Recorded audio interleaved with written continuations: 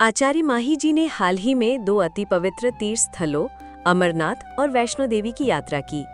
ये यात्रा केवल एक भक्ति यात्रा नहीं थी, बल्कि आत्मा को शुद्ध करने और भीतर की शांति को अनुभव करने का एक दिव्य अवसर थी।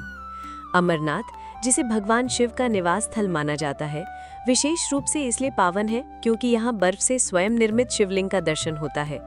मान्यता है कि इसी गुफा में भगवान शिव ने माता पार्वती को अमर कथा सुनाई थी। यही कारण है कि इस स्थान का नाम अमरनाथ पड़ा। बर्फीली वादियों और कठिन पर्वतीय रास्तों से होकर ये यात्रा श्रद्धालुओं के लिए आस्था, तपस्या और समर्पण का प्रतीक बन जाती है।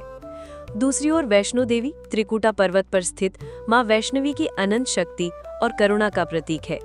यहाँ 3 पिंडियों के रूप में मां काली, मां लक्ष्मी और मां सरस्वती का वास माना जाता है। हर वर्ष लाखों श्रद्धालु मां के चरणों में अपनी श्रद्धा अर्पित करने यहाँ आते हैं।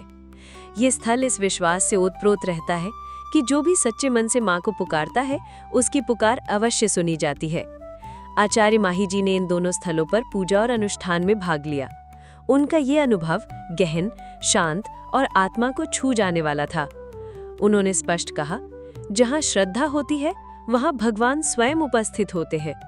अमरनाथ और वैष्णो देवी, ये दोनों स्थल हमें ये स्मरण कराते हैं कि भक्ति का मार्ग केवल बाहरी यात्रा नहीं, बल्कि एक अंतः यात्रा है। ये यात्रा हमें अपने भीतर की शक्ति से जोड़ती है और हमें ईश्वर के और निकट ले जाती है। आचार्य माही जी की ये यात्रा उसी दिव्यता का सजीव प्रमाण है।